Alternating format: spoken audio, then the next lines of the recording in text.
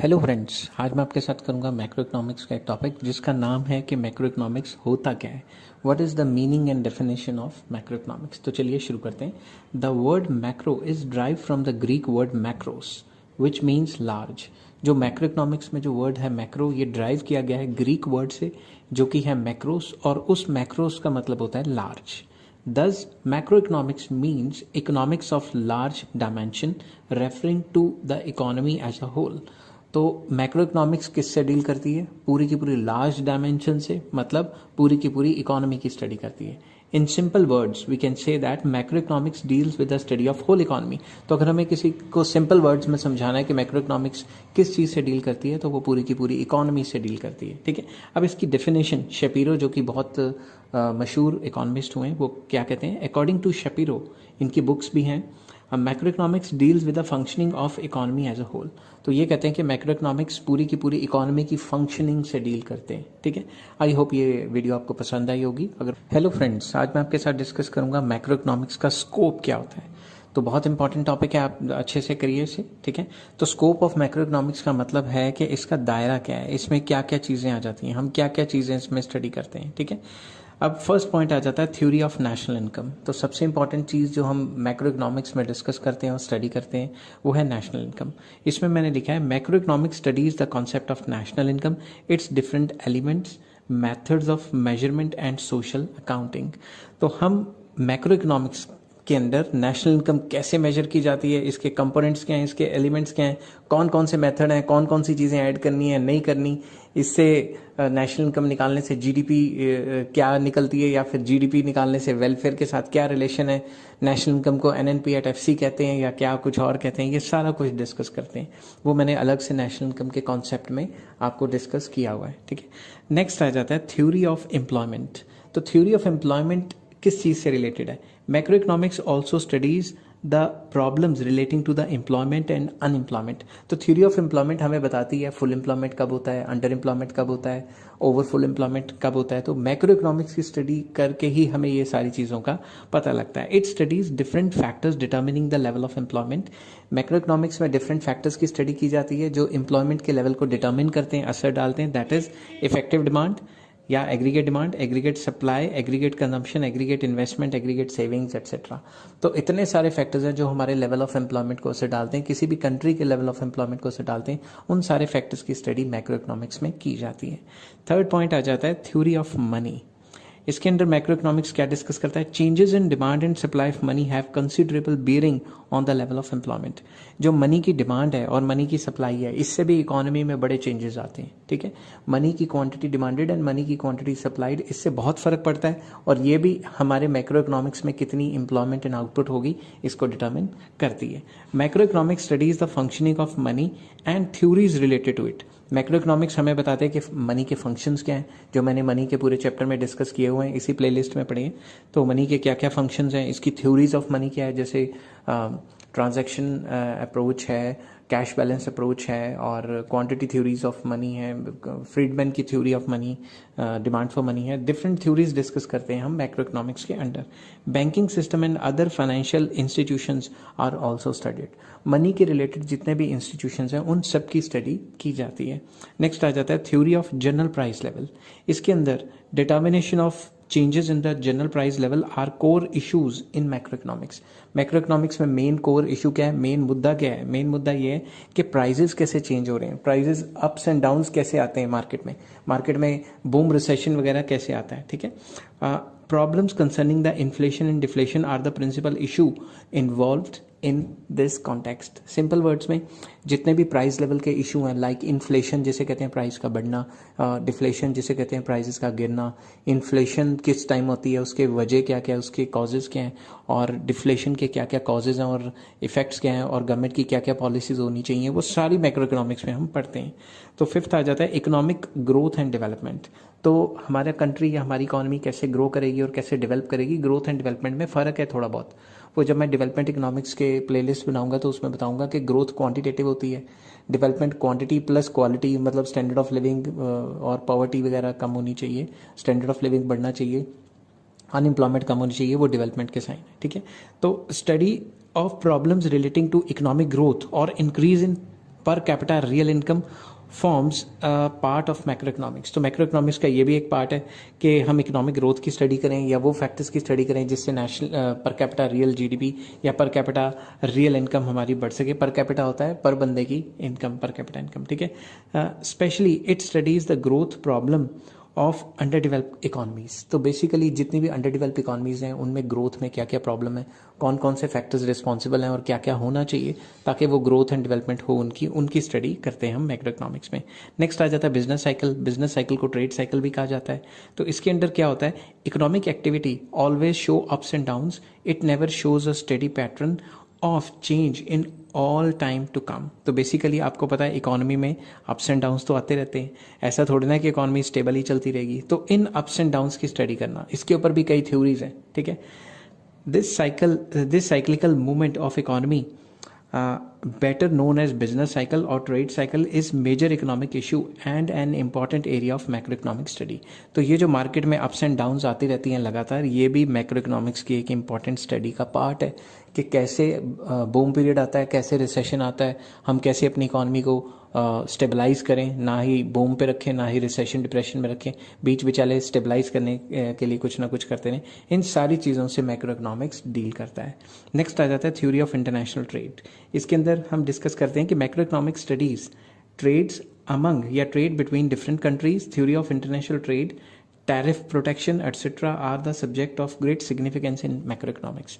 तो macro economics में हम स्टडी करते हैं कि जो ट्रेड्स होते हैं बिटवीन नेशंस वो कैसे होते हैं, बैलेंस ऑफ पेमेंट वगैरह क्या होता है, और टैक्सेस कितने लगते हैं, क्या टैरिफ्स होते हैं, इंपोर्ट रेस्ट्रिक्शंस क्या हैं, ये सारी की सारी मैक्रो इकोनॉमिक्स का पार्ट है। इसमें इंटरनेशनल इकोनॉमिक्स का भी काफ़ी पार्ट मैक्रो इकोनॉमिक्स में आ जाता है। नेक्स्ट आ जाता है budgetary deficit and policy, fiscal policy. तो ये भी काफ़ी इंपॉर्टेंट पार्ट है मैक्रो इकोनॉमिक्स का। इसके अंदर क्या होता है, in the wake of privatization and globalization of the world economies, budgetary deficit and related fiscal policies has emerged as central issue of macroeconomics। आपको पता है जैसे जैसे प्राइवेटाइजेशन फैल रही है और ग्लोबलाइजेशन भी फैल रही है और वेलफेयर स्टेट्स भी लगातार फैल रही हैं, क्योंकि वेलफेयर सरकार तो चाहती है ना ज़्यादा से ज़्यादा वेलफेयर अपने सिटीजन्स को देना। तो वैसे ही जितने भी गवर्नमेंट्स हैं कंट्रीज़ की, उनको बजट बनाने पड़ते हैं। बजट में डेफिसिट मतलब नुकसान होता है। नुकसान तब होता है जब उनका खर्चा ज़्यादा और आमदनी कम है, ठीक है। तो फिस्कल पॉलिसी क्या होती है, fiscal policy deals with the public expenditure and public revenue, कि गवर्नमेंट को कितना खर्चा करना चाहिए। जब इकॉनमी गिरी हुई है, रिसेशन में है, डिप्रेशन में है, तो गवर्नमेंट को ज़्यादा खर्चा करना चाहिए। जब इकॉनमी में बूम पीरियड चल रहा है तो मार्केट में ऑलरेडी पैसा इतना है तो गवर्नमेंट को खर्चा कम करना चाहिए और टैक्सेस वगैरह लगाने चाहिए।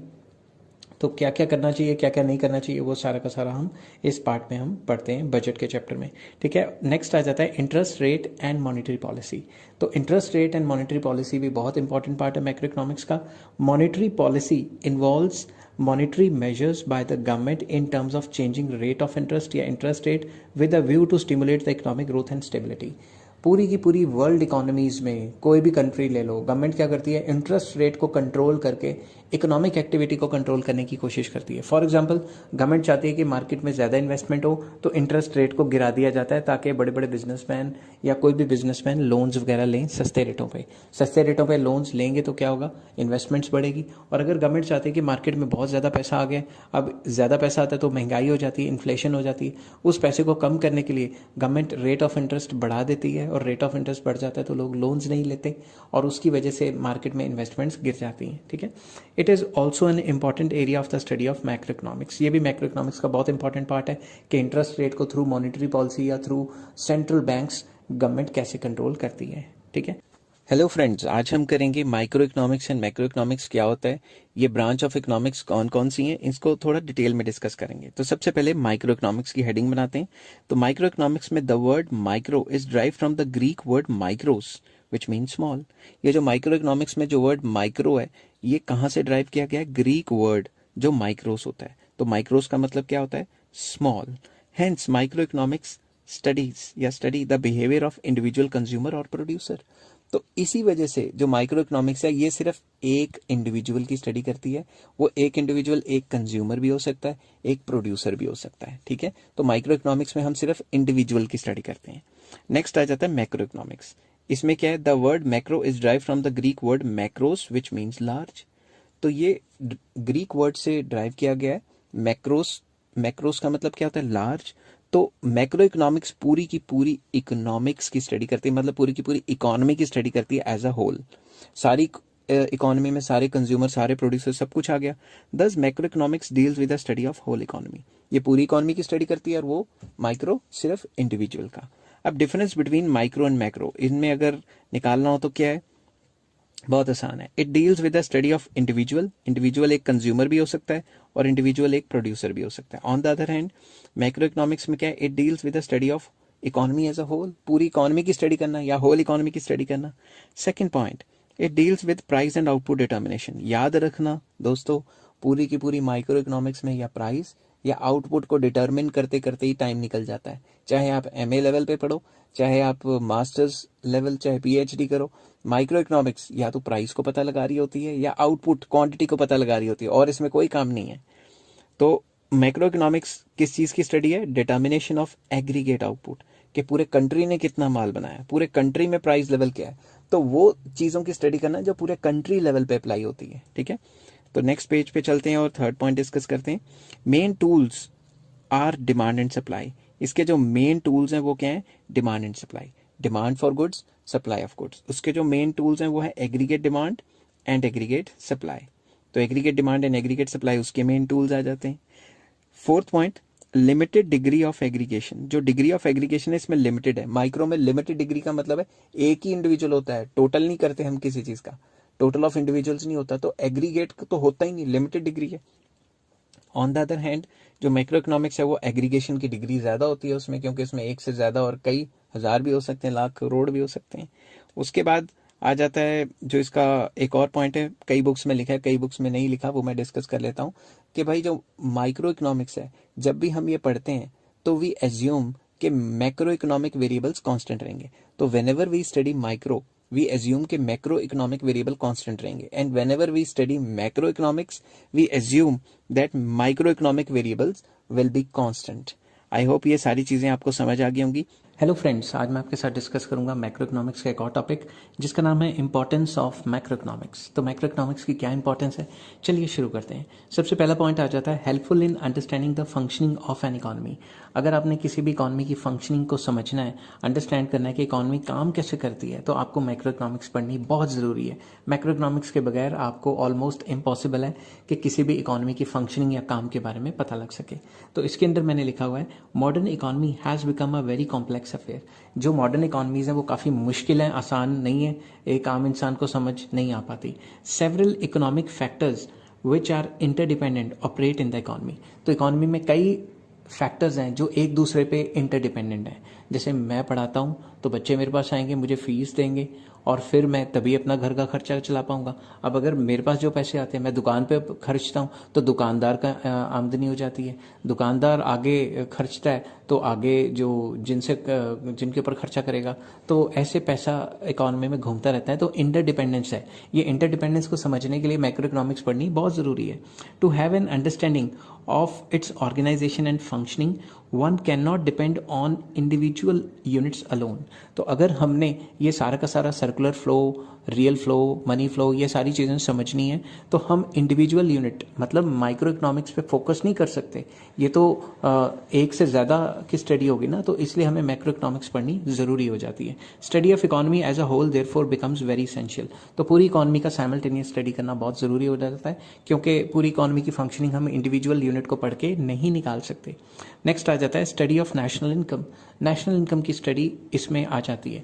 तो नेशनल इनकम की स्टडी बहुत इंपॉर्टेंट है। अगर हमने ये देखना है कि हमारा कंट्री तरक्की कर रहा है या नीचे जा रहा है या ऊपर जा रहा है, कहाँ जा रहा है, ये किससे पता लगेगा? नेशनल इनकम की स्टडी से।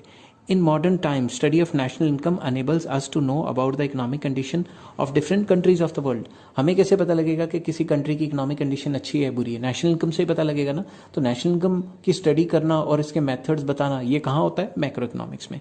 While formulating its policies, government must have full knowledge of its national income, which is possible through macroeconomic analysis। जब भी कोई गवर्नमेंट कोई पॉलिसी बनाती है अपने कंट्री के लिए कि उसकी डेवलपमेंट करेंगे, फलां जो भी करेंगे, तो जो भी पॉलिसी बनाती है वो किसको देख के बनाती है? नेशनल इनकम को देख के बनाती है। और भी कई फैक्टर्स होते हैं मगर primarily national income and GDP वगैरह को देख के बनाई जाती हैं पॉलिसीज़। तो नेशनल इनकम की स्टडी मैक्रो इकोनॉमिक्स में मिलती है, इसलिए मैक्रो इकोनॉमिक्स हमारे लिए बहुत इंपॉर्टेंट है। नेक्स्ट आ जाता है formulation of economic policies. Macro economics की स्टडी इसलिए भी इंपॉर्टेंट है क्योंकि जब भी हमने कोई पॉलिसी बनानी है रिलेटेड टू कंट्री या गवर्नमेंट कोई पॉलिसी बनाएगी, तो विदाउट मैक्रो इकोनॉमिक्स कैसे पॉलिसी बना पाएगी? नहीं बना पाएगी बिल्कुल भी, ठीक है। तो मैंने इसको लिखा है study of macro economics is of great significance in formulating economic policies. अगर किसी भी इंसान ने, कोई भी मिनिस्टर वगैरह है जो पॉलिसीज बनाता है, अगर उसने मैक्रो इकोनॉमिक्स नहीं पढ़ी हुई तो समझ लो कि कहानी खत्म है।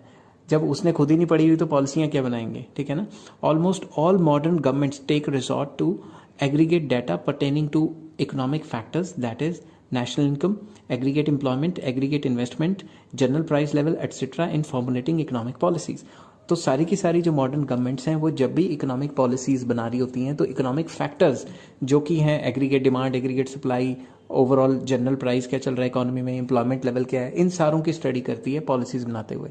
ऐसे नहीं कि रात को उठे और सुबह उठ के पॉलिसी बना दी, ऐसा नहीं होता, ठीक है। तो मैक्रो इकोनॉमिक्स की स्टडी इसलिए भी इंपॉर्टेंट है कि ये पॉलिसी फॉर्मुलेशन में काफ़ी हेल्प करती है। नेक्स्ट आ जाता है study of trade cycles. Trade cycles होता है मार्केट में अप्स एंड डाउन्स आना, ठीक है ना। आपको पता है ना मार्केट अप्स एंड डाउन्स में चलती रहती है, तो ये जो मार्केट में अप्स एंड डाउन्स आना है इसको ट्रेड साइकिल भी कहा जाता है, इसको बिजनेस साइकिल भी कहा जाता है। ये टॉपिक कहाँ पढ़ाया जाता है? मैक्रो इकोनॉमिक्स में। अगर आपको मैक्रो इकोनॉमिक्स की नॉलेज नहीं है तो आप कभी भी समझ नहीं पाओगे कि ट्रेड साइकिल आती क्यों है, या बिजनेस साइकिल क्यों आती है, या बिजनेस में फ्लक्चुएशंस क्यों आते हैं।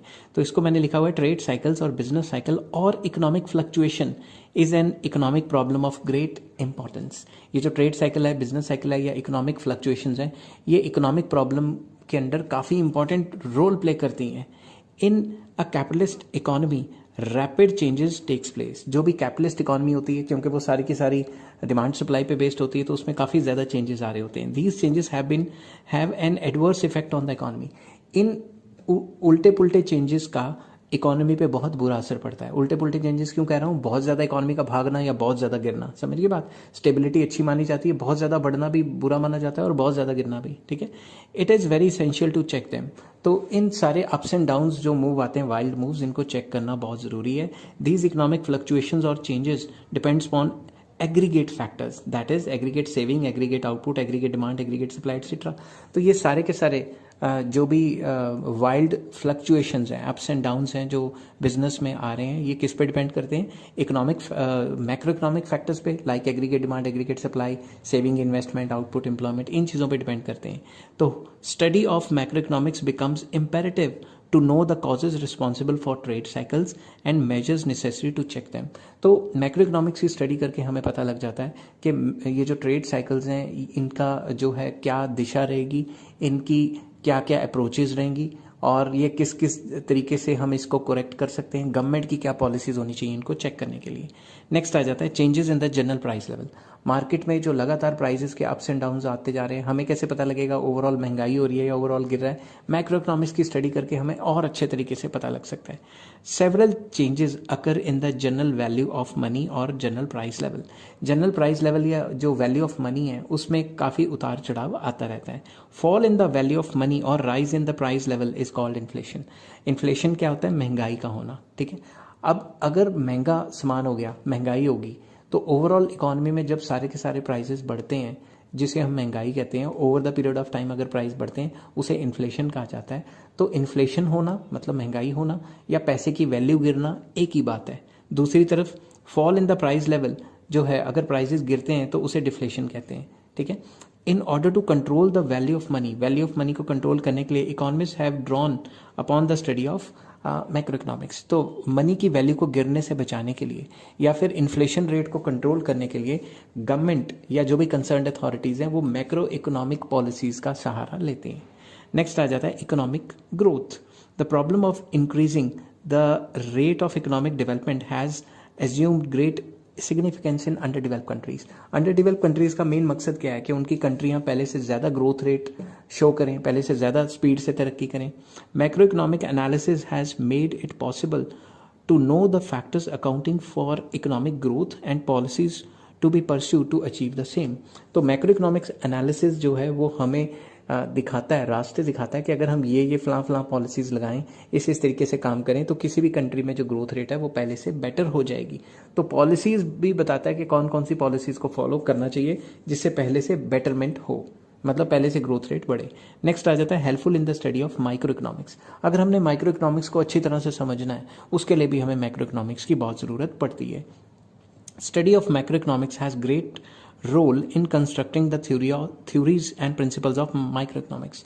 अगर माइक्रो इकोनॉमिक्स में कोई प्रिंसिपल्स हैं या कोई थ्योरीज हैं, लॉ ऑफ डिमांड वगैरह वगैरह, तो ये भी मैक्रो इकोनॉमिक्स की मदद के बगैर नहीं बन सकते, क्योंकि अगर हम माइक्रो इकोनॉमिक्स भी पढ़ रहे हैं तो अदर थिंग्स को कांस्टेंट तो मान ही रहे हैं ना। अगर उनको कांस्टेंट नहीं माना तो फिर तो पंगे पड़ जाएंगे।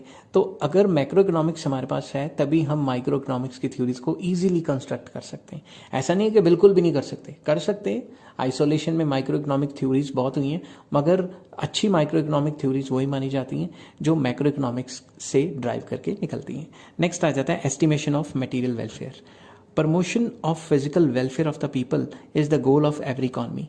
तो जो भी इकॉनमी है, कोई भी कंट्री है, उसमें मेन मकसद क्या है कि जो लोग हैं उनकी वेलफेयर को बढ़ाना। Whether material welfare has increased और not can not be ascertain from the study of individual unit. एक इंडिविजुअल यूनिट से थोड़ी ना पता लगेगा कि ओवरऑल इकॉनमी में वेलफेयर बढ़ी है या कम हुई है। वो तो तभी पता लगेगा ना जब सबका कंजम्पशन लेवल या इनकम लेवल चेक करेंगे, ठीक है ना। It can be made sure by studying the aggregates. जैसे टोटल इनकम बढ़ी है तो वेलफेयर बढ़ी है, टोटल एम्प्लॉयमेंट बढ़ी है तो भी ज़्यादा हुई है वेलफेयर, एग्रीगेट कंजम्पशन ज़्यादा हुई है तो भी वेलफेयर ज़्यादा हुई है, एंड वाइस वर्सा अगर ये कम हुई है तो वेलफेयर कम हुई है। Macro economics therefore help in assessing the material welfare. तो मैक्रो इकोनॉमिक्स हमारे को हेल्प करती है जानने के लिए कि भाई हमारे मुल्क में जो वेलफेयर है वो पहले से ज़्यादा हुई है कि नहीं हुई। अगर मैक्रो इकोनॉमिक्स नहीं होगी तो एक आधे की वेलफेयर तो हम लगा सकते हैं, एग्रीगेट डाटा ही अवेलेबल नहीं होगा तो सबका पता नहीं चल पाएगा। नेक्स्ट आ जाता है international comparisons. Macro economics helps in making international comparisons. Macro economics के मदद लेके हम इंटरनेशनल कंट्रीज़ में कंपेयर कर सकते हैं कि यूएसए की जीडीपी इतनी है, इंडिया की जीडीपी इतनी है, नेपाल की जीडीपी इतनी है, या फलां कंट्री पाकिस्तान की जीडीपी इतनी है, सऊदी अरब की इतनी है, हम कंपेयर कर सकते हैं। It can compare the rate of per capita income. हम पर कैपिटा इनकम मतलब पर बंदे की इनकम जो कि एवरेज इनकम होती है, इन्वेस्टमेंट कितनी हुई, consumption, saving levels of different economies, तो हम डिफरेंट डाटास को कंपेयर कर सकते हैं।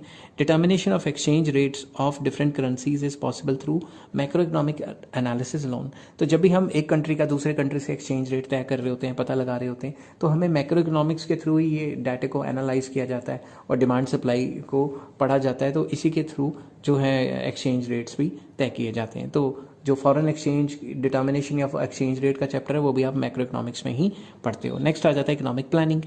Knowledge regarding mutual dependence of different sectors, composition of national income, level of employment, nature of poverty etcetera is essential for formulating comprehensive economic plan. अगर किसी भी country ने प्लान बनाना है कि आने वाले 5 सालों में या आने वाले सालों में हमने क्या क्या पॉलिसीज़ बनाएं आज के आने वाले सालों में जो है हमारा देश तरक्की करे, तो प्लान बनाने पड़ते हैं। इंडिया में नीति आयोग है, इसका नाम पहले प्लानिंग कमीशन था। तो जो है प्लान जब भी बनते हैं तो हमारे सामने मैक्रो इकोनॉमिक डाटा होता है, उस डाटे को स्टडी करके ही आने वाले टाइम पे प्लान बनाया जाता है, ठीक है। ये पता नहीं कौन हॉर्न मार रहा है मेरे घर के बाहर। तो जो भी मैक्रो इकोनॉमिक डाटा है जिसमें नेशनल इनकम का डाटा, लेवल ऑफ एम्प्लॉयमेंट क्या है, पॉवर्टी क्या है, अनएम्प्लॉयमेंट, ये सारा डाटा स्टडी किया जाता है, फिर प्लान बनाए जाते हैं कि अगर ये सब कुछ इस हिसाब से चलता रहा तो आने वाले टाइम पे क्या होगा, उसके हिसाब से प्लान बनाती है कोई भी गवर्नमेंट जो है, जो चाहे develop country under develop country, plan तो हर कोई बनाता है। Knowledge of these aggregates is possible through the study of macro economics. तो जितने भी ये जो डाटा है related to national income, employment, output, poverty, ये मैक्रो इकोनॉमिक डाटा है। इस डाटे को कंसीडर करके ही प्लान बनाए जा सकते हैं। नेक्स्ट आ जाता है inter relationship among different sectors. एक सेक्टर दूसरे सेक्टर से किस तरीके से रिलेटेड है, एग्रीकल्चर और इंडस्ट्रियल सेक्टर का आपस में क्या रिलेशन है, या फिर प्राइमरी, सेकेंडरी और टर्शरी का आपस में म्यूचुअल डिपेंडेंस क्या है, इसको स्टडी करने के लिए भी मैक्रो इकोनॉमिक्स की ज़रूरत पड़ती है। Nature of economic system depends on interrelationship among different economic sectors and their mutual dependence। तो जब भी हम नेचर, कोई भी जो इकोनॉमिक सिस्टम है वो क्या डिस्कस करता है, उसका वो कैसा होगा, किस तरीके का होगा, उसकी नेचर क्या होगी, और उस चीज़ को पता लगाने के लिए हम उस इकोनॉमिक सिस्टम के अंदर जितने भी सेक्टर्स हैं उनका म्यूचुअल जो है रिलेशनशिप वो स्टडी करते हैं। Knowledge regarding the inter relationship and mutual dependence among the public and private sectors, agriculture and industrial sector, etc. can be possible only through the study at macro level।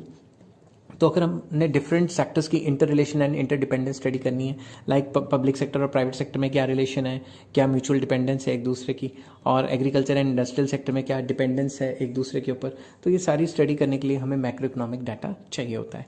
Next आ जाता है helpful in understanding the macro economic paradox.